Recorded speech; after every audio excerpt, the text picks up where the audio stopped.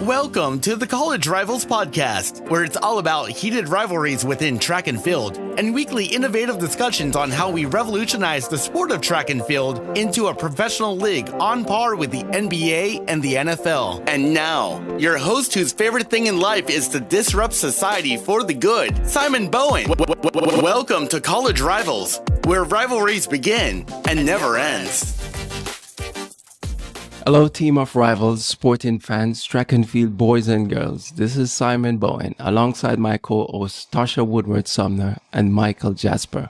Welcome to another episode of College Rivals Podcast, where I'm honored to interview distinguished guests, track and field athletes, experts in media, the business of sports, branding and marketing, coaching, sports management, sports psychology, sports medicine, mental health, and other interesting people, talking about rivalries and how we revolutionize the sport of track and field into a professional league on par with F1 motorsport, the NBA and NFL.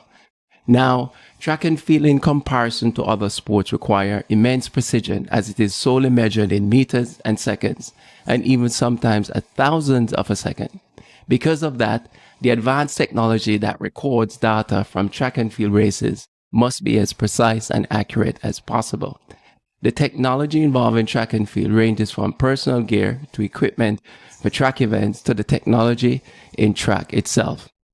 Prior to 2012 London Summer Olympics, a number of technological advancements were unveiled to improve the sport. Some of these include the electronic starting blocks, an electronic starter pistol, another innovation employed to improve the start of track events.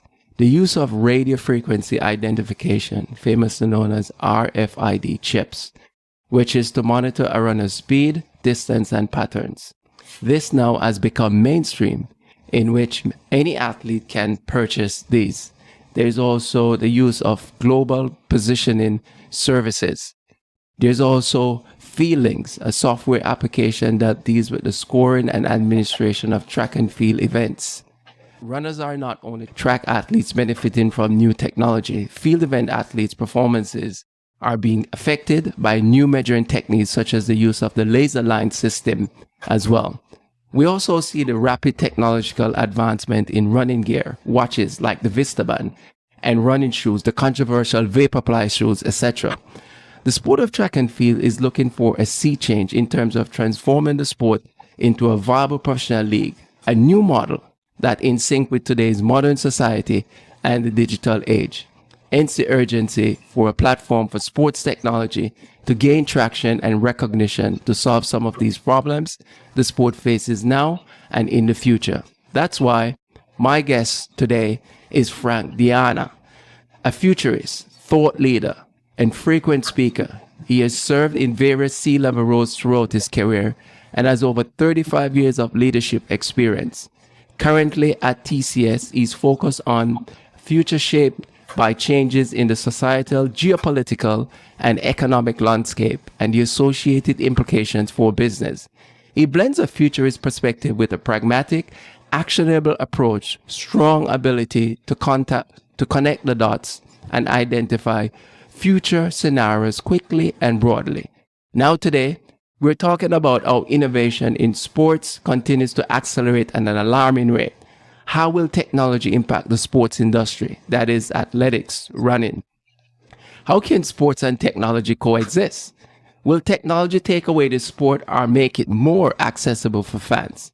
With our special guest from Tata Consultant Services, TCS, a well-respected managing partner, Futurist, certainly will have a lot more to say on this topic and more.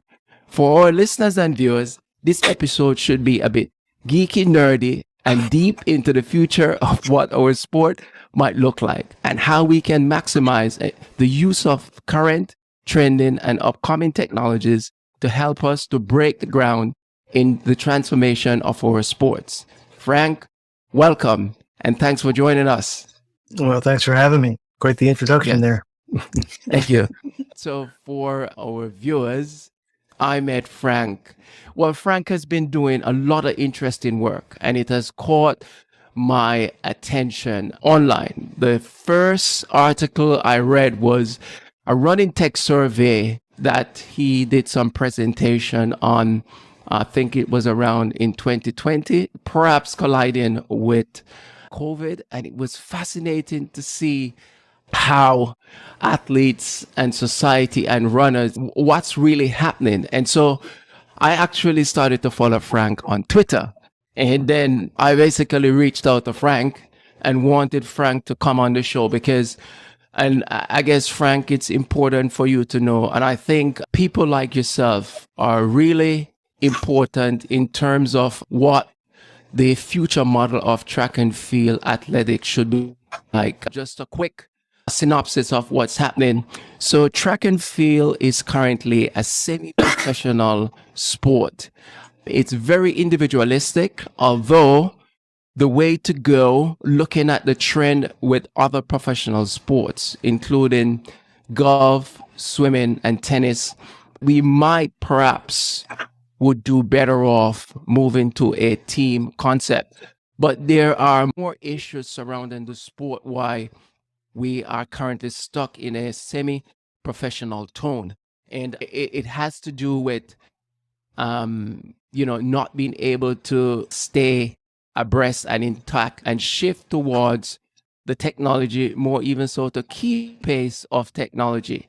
And I think it's really important to have you today because this might be the episode that triggers a lot of people who are in the position making these decisions.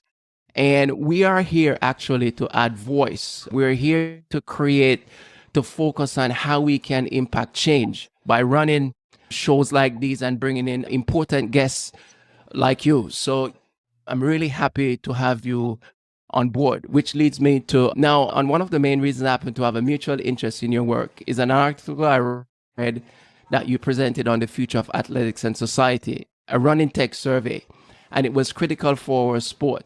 Can you shed some light on the future of sports technology? What might that look like in near reality for athletics/running, both on the track and marathon running? So that article and that related survey, all part of TCS's focus on marathons. If you're not familiar with that, TCS sponsors the New York City Marathon, the London Marathon, and marathons around the world. So running was a core passion of our former CEO and continues to be a passion going forward. And the genesis of that future of sports, if you will, was related to our sponsorship. So with that as a backdrop, I focus, as you know, broadly. It's not just a running conversation, but really where is sports going in general, and how does technology potentially reshape, as you say, science and technology, potentially reshape the sporting world.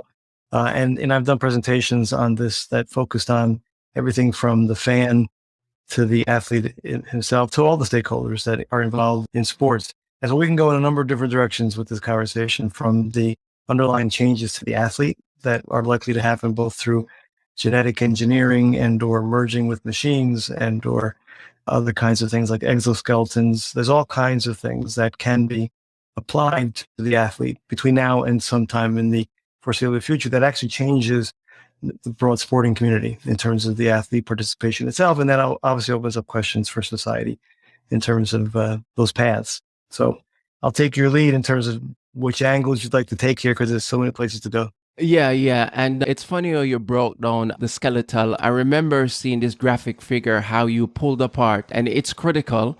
The athlete, the fan, and the, what was the other one that you mentioned? Well, the stakeholders. And the stakeholders, yeah. And the humans, the human as well. Yeah. Let's start with the athlete first. Okay, so we can talk about the athlete in terms of performance. And yes. If we look at performance in the context of AI as a coach, which is going to happen, if not already happening, where artificial intelligence lends much more to the performance of an athlete with running or other sports, AI will contribute to that. Virtual reality will play a role. And so there's so many different places where technology will help at the performance level. There's other things like enhancing the athlete, as I mentioned before. And that can be through genetic manipulation or engineering to make somebody stronger, faster, et cetera. The whole notion of we're already merging with machines and how far do we take that phenomena? And if we take it places where bionic limbs are a part of an athlete's makeup, then I've talked about whether eventually you end up having leagues that are broken between natural athletes and enhanced athletes. And maybe you have a playoff between those two different leagues, if you will, to see how mere mortals do against those enhanced athletes. Yeah. So, all those things are possibilities as we think about the future where some of these technologies, and as I mentioned, sciences are going to take us. So performance is one, just really changing the whole nature of the athlete, if some of these things play out, is another. And then there's technology associated with even changes to sports themselves. So, for example, virtual sports, esports is already here, but do we take them to places where virtual sports start to really compete with the traditional sporting leagues that we know of today?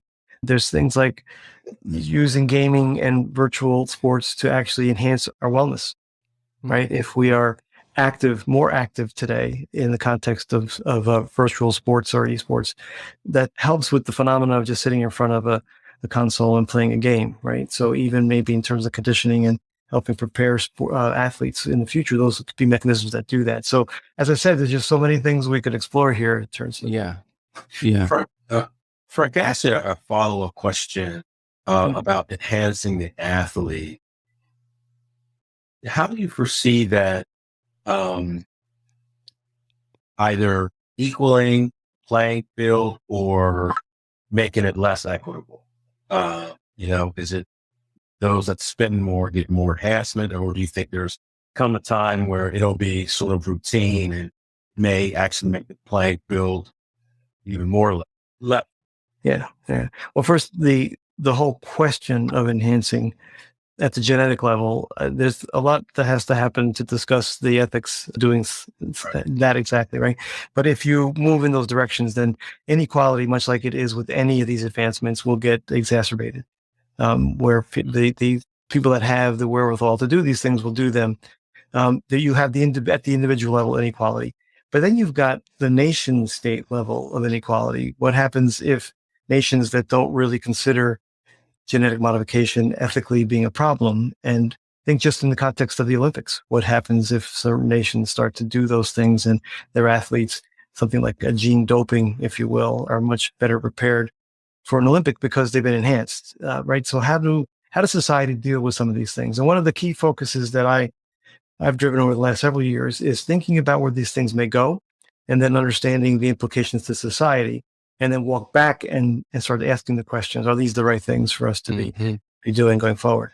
Yeah. Now, you spoke briefly about artificial intelligence, AI. Now, frequently, mainly with associated tech companies and other non-sporting industries, but not necessarily sporting teams. Now, I know a lot of change since. What can we expect in how this is used with sports equipment and wearables technology like smart shoes, etc., coaching and monitoring of athletes?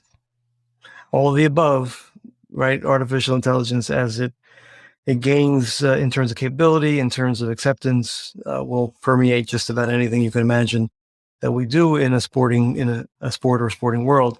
So all the things you mentioned, whether it's enhancing our performance, whether it's accelerated healing, which is another really big one that I think could actually help athletes stay on the field longer, extended careers, because not just AI, but some of the advances in health and medicine will actually help there as well.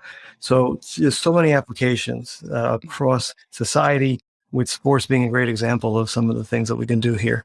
And again, it's performance, it's taking care of the human much more effectively, and even the viewing experience. So if we think about the fan and how we actually experience sports, you can see changes in the venue. So will be less and less the stadium and more a third venue, which in the past used to be the bar where we used to go have a drink and watch a game on TV. Tomorrow it becomes an experience center where we can actually go and watch a game and feel like we're actually in the stadium itself. To the athlete, that we can view the game through the lens of the athlete himself. So seeing what the athlete's seeing in real time, and the athlete or the fan calling plays. So think about football, and the coach on the sideline in real time crowdsources the next play to call, right? Making the fan an active participant in in the sport. I mean, all those things are possible given where we're going. A trade, a Major League Baseball franchise wants to make a trade. They ask the community whether it's a good idea, and the crowd gives them their thoughts, right? So Yeah. we're just thinking through not just the athlete, the sport itself, but the fans' experience and how that's changing. Yeah, I think that's critical. You touch one of the things that I've discovered recently, and I think there's a few teams. I think Barcelona. So there is such a thing as smart stadiums, correct? Yeah. Now, could you elaborate a little bit about what that's all about? Well, if you think about 5G and its rollout, it's becoming the enabling mechanism to broad, smart fill in the blank, right? So smart stadium is just another example of how we're using things like sensors and virtual reality and wearables and all kinds of things to not just make the stadium smart, but to enhance the experience, right? So if I'm watching a sporting event and I can see augmented around an athlete, all of their statistics and vitals, performance metrics, et cetera, I can absorb all that while I'm watching the game, right? It's enhanced virtually or augmented through augmented reality, right? So a smart stadium starts to enable those kinds of experiences. And 5G is critical because the bandwidth required to do something that's obviously going to grow as more and more stadium features become smart. But those are just some examples of a smart stadium. But as I mentioned before, a venue becomes smarter as we can go to a venue and actually see a hologram replay of a play that happened on the field, right in the third venue, right? And so those augmented experiences happening in that venue as well. And if we think about this again from a societal lens, you might see sort of a stratification of how we experience sports, where some of the wealthy end up continuing to go to these more and more expensive stadiums, where the middle of society ends up in these third venues, but having just as good an experience. And then the rest of us in our homes experiencing sport. But ultimately, the smart home ends up facilitating an experience much like that third venue. It's really a progression, right, from the third venue ultimately to the home. And then the question becomes, if we can feel like we're right there at the stadium experiencing a track event, why do I have to go to the stadium? And then what's the ripple effect into society, right? Then you start connecting those dots. What happens if that plays out?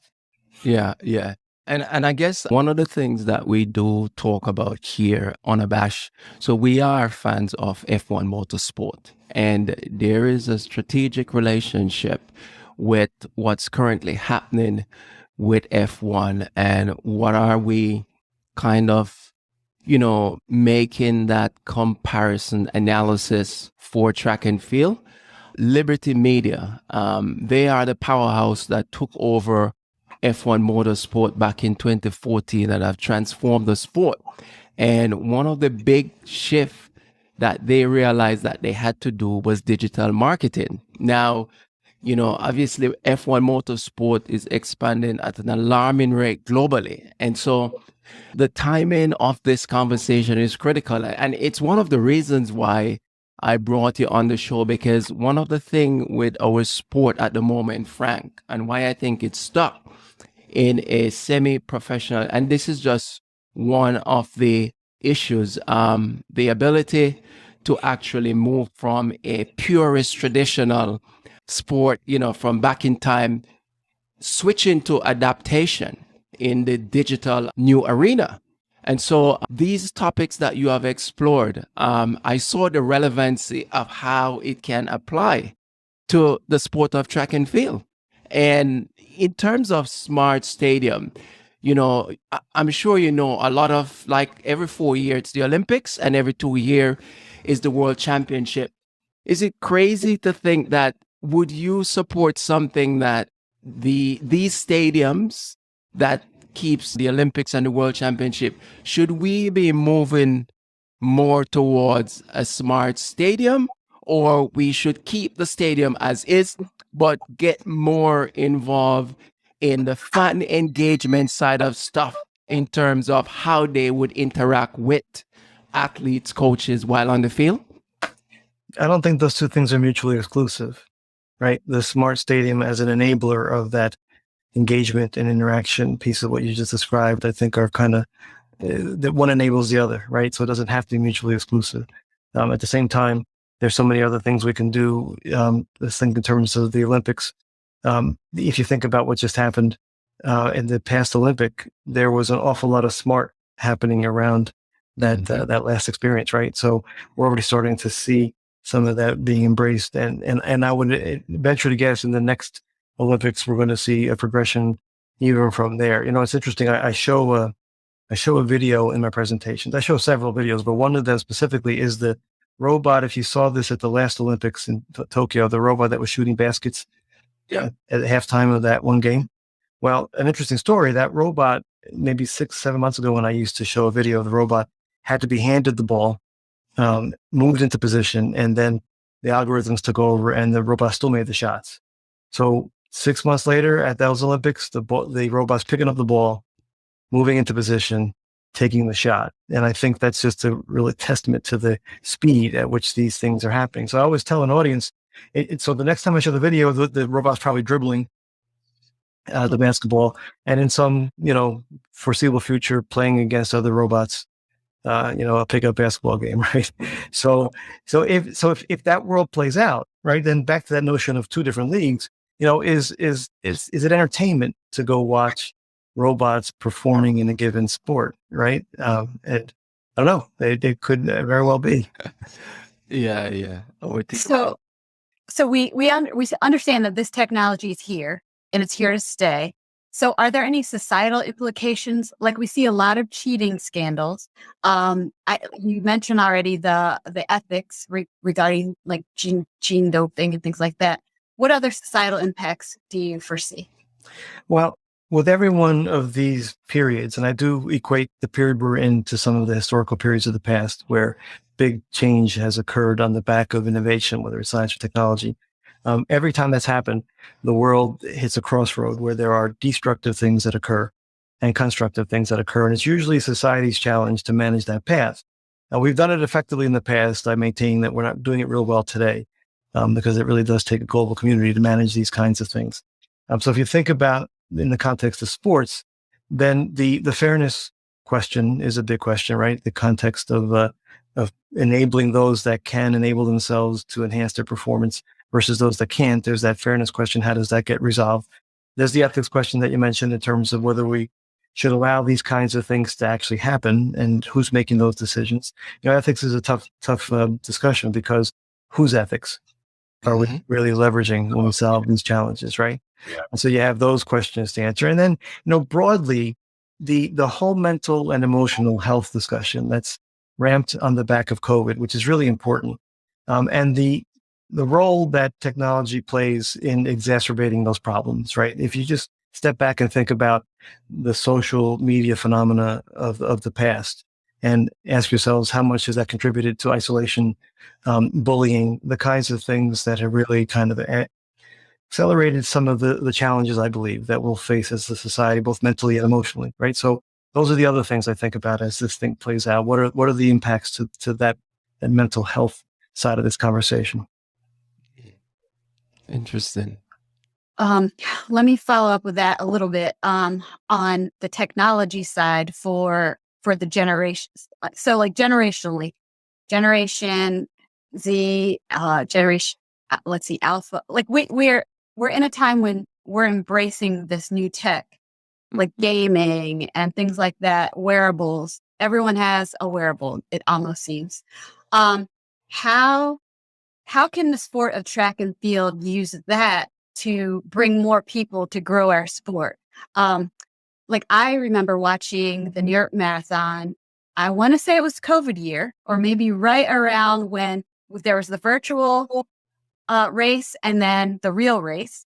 And there was this cool board, and it was sponsored by TCS. And I think it was all sorts of neat data on the runners. And I'm like, oh, this is so great to follow. Like, we know how fast they're going. We know what their heart rate is. This person's stressed a little, but, then they go down a hill and things they're doing a little better. So it was really cool to see, like, how can that bring more people into, or technology bring more people, more fans? Yeah, it's a great question and good examples you provided there, because that virtual experience during COVID, if you think about it, actually expanded the reach of the sport. Virtual during the pandemic has had its problems, but at the same time, reach has improved in terms of it's simple things like the running, right? And to the other point, everything these days is about experience, right? So the generations you referenced, it's all about experience to those generations. And so the more enhanced the experience, the more effective the outreach and the potential for engagement. And so you gave some great examples. I mean, those statistics that were provided as part of that experience just enhanced what they saw. Maybe generates interest because they're seeing something that they would never have seen if they were just watching somebody run. Right. And so it's a great question. And I think those types of things will enhance not just how we view these things, but how we might embrace them going forward. Are some things on the horizon that you've seen are coming that can help with engagement? Or I'm not sure it'd be much more than what I've just referenced in terms of some of those kinds of experiences. But if you consider, for example, things like these third venues that eventually emerge and the kinds of experience that we'll have in those third venues, I think about, in the past, I'd go to a bar and watch a game. So if you go to a third venue and you just watch a track and field event, that experience will be really impactful and compelling when you think of the technologies that'll come to support the experience, like holograms and being right there on the track with the runner. Think about how you would experience that very differently than just watching it, statically on a screen. And so immersing the viewer into that experience is going to pay dividends, both in terms of how they experience it, but also their interest level in a sport, right? And I think metaverse, as I hate the buzzword, but if it plays out and you can actually replicate a track and field event in the metaverse, and their experience then is dipped into that metaverse. I mean, there's a time coming, to answer your question a little more directly. When you can scan your body and you can actually be in that metaverse as opposed to your avatar. Ouch.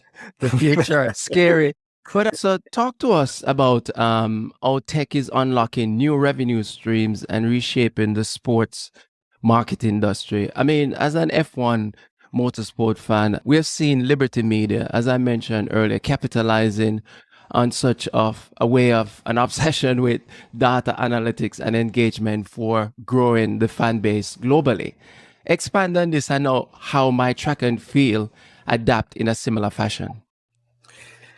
So track and field and the athletes, let's focus on the athletes for a second. The engagement with fans in some of the other sports has gone direct, right? You've actually cut out the middleman, and the athlete, whether it's LeBron James or whoever, is actually going directly to the fan and communicating with the fan. The revenue opportunities that exist for the athlete are enhanced. NFTs are enhancing the revenue potential for the athlete, right? And the sport in general. So if we think about mechanisms like that, direct outreach to the fan, NFTs and what it possibly brings in the metaverse, all these digital kinds of avenues start to present themselves as far as monetization opportunity. And there's something we can think about, but I mean, it starts there, right? It's how do we exploit phenomena that's already occurring, that athlete to fan direct connection in ways that we may not have done before. The fantasy example in baseball, football, and others is really a good example of how it started off as something so small, and now it's a massive revenue generating ecosystem, if you will, right? So what kinds of similar things may come up in track and field that we can start thinking through and monetizing? Is there also, so one of the things track and field kind of suffers from, not only is it the experience, but it's the making the fans more understand the sport easier. And I think that's one of the things with F1 has done a great thing with data, how they put things on the screen while you're watching. Yeah. And so if there was something that could be done in track and field to sort of, give people a greater appreciation of someone's running a mile and they're running 4-minute pace versus 3:55 pace, and kind of show that graphically on the screen with technology. I think educating the fans via technology is also very critical. Yeah, and that's really an augmented experience where you start to show that kind of data around the performance itself as it's happening, and or as you just pointed out, um, some kind of educational content that is absorbed as they're watching the event. Small bites because you don't want to overwhelm anybody with having to absorb too much content at once. But those would be great enhanced experiences that do a couple things. Again, the experience becomes better, but to your point, you're educating at some level. Mm. Yeah. So, how alarming are esports and alternative trend sports a potential threat to eat away sponsorship dollars from traditional sports? Esports already surpasses things like the Super Bowl and the NBA championships as far as viewership, right? So it's not a hypothetical question, right? Yeah. Esports is a phenomena that I don't see slowing down. Wow. And so yeah, there's the esports piece of it, and it's already, like I said, become a massive phenomena. And the money, the money that is playing into that esports is also very impressive. The one area that I think really does add a lot of value is not so much the esports side, but the virtual sports side, because if in gaming that is whole body in nature, right? So you're participating in a game. But you're not just using a joystick or controlling the game that way. Your body is part of the experience, is part of the game.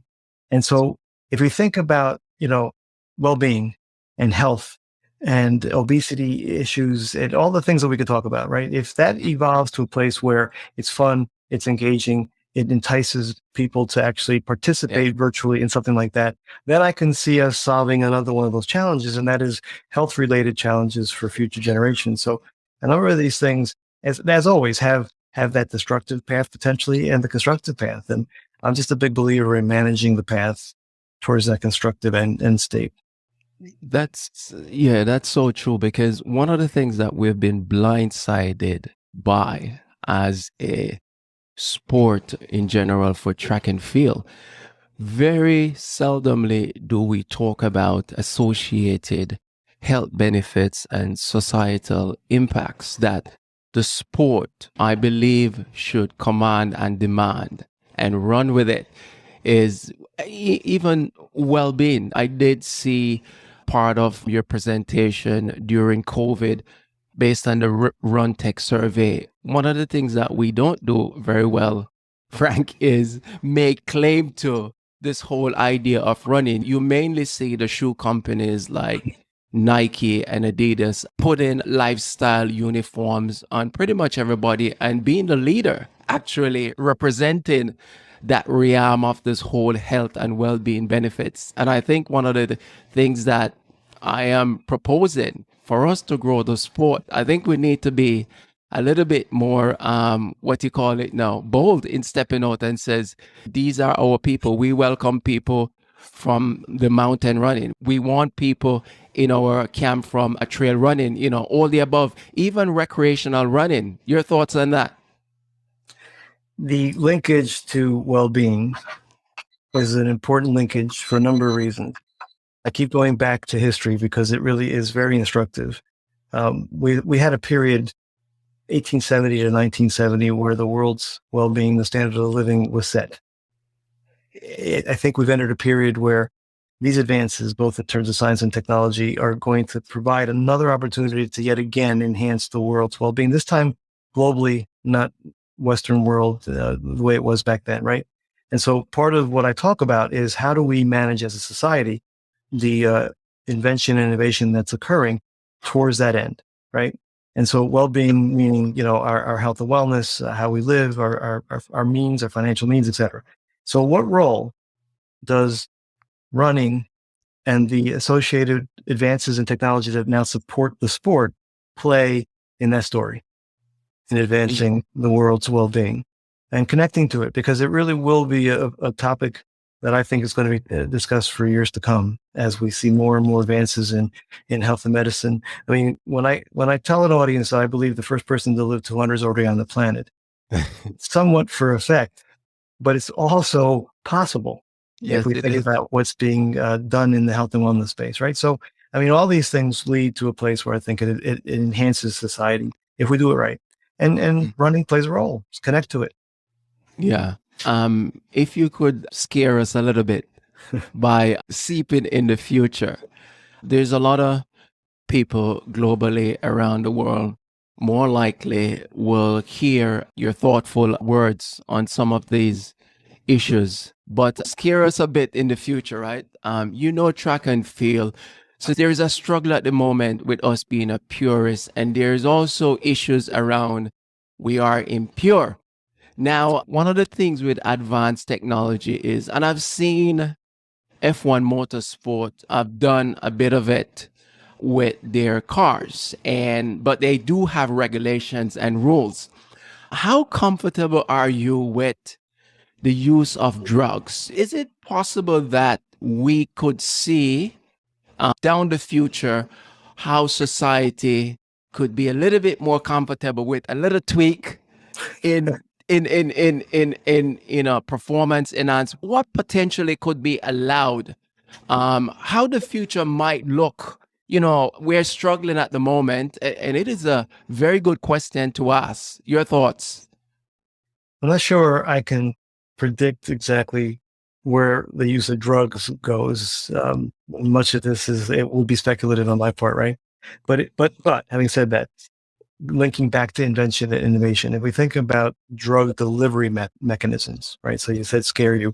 I mean, if nanobots are floating through our bloodstream and delivering drugs directly to where it needs to be delivered, one, if you're talking about that in the context of cancer, that's a very good thing, right? You're delivering it just to the cells that need to be impacted, nothing else.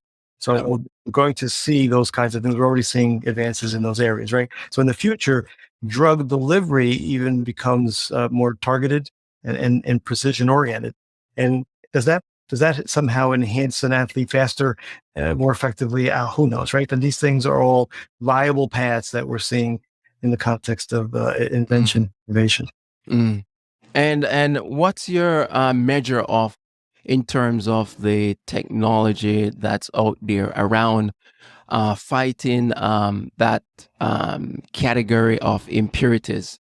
There's a lot of major advanced technology that have come in place to detect drug cheating.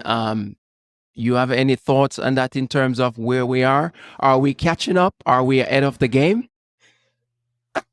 Well, again, not sure I can tell you from a broad perspective whether you're catching up or ahead of the game. But know that these kinds of exponential progressions that we're seeing in all of these areas will eventually lead to things that we're just not expecting.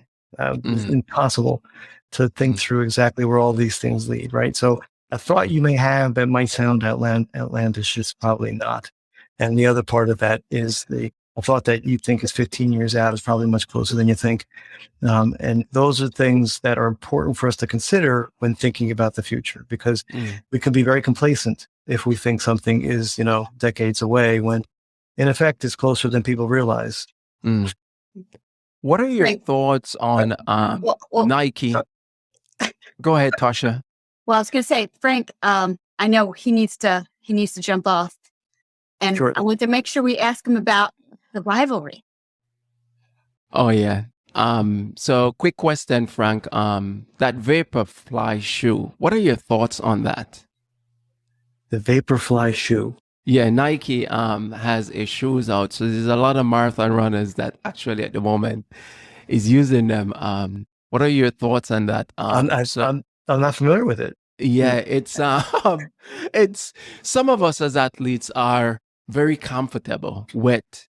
For me personally, I don't have an issue with a bit of tweaking in terms of how you help enhance traction, right? Between your foot, the shoes, and the surface. When it just came out, it was a bit controversial. And this is an example, right? To show you how, we're a bit of a purist as a sport, really traditional. And one of the struggles is we are trying to move the sport into a new era.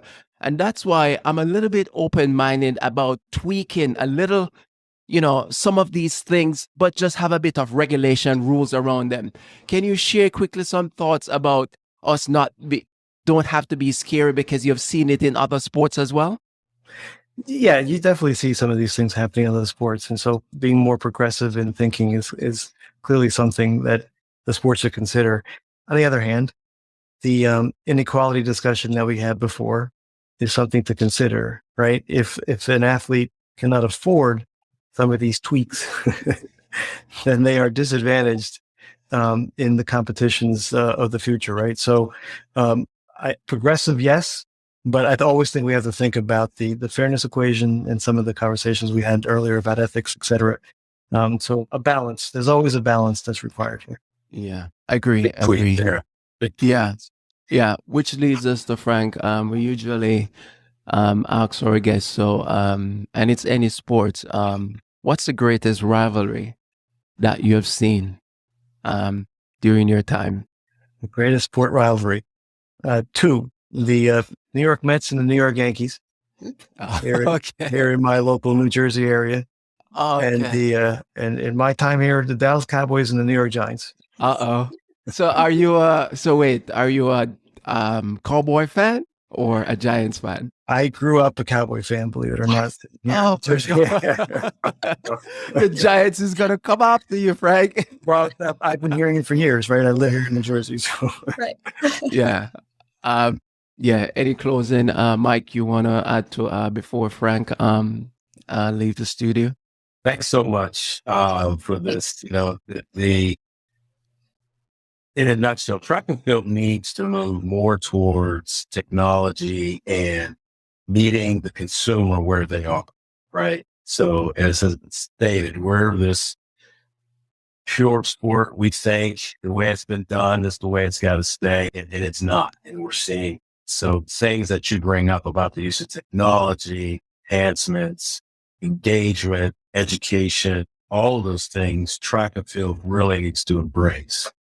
A lot of differing thoughts, like, you know, shoes, that's a tweak, that can be a big tweak, but we have to do it. And so, you know, this podcast is attempting to bring this stuff to light. I think you did a great example because no other track and field podcast are talking about these topics. Yeah.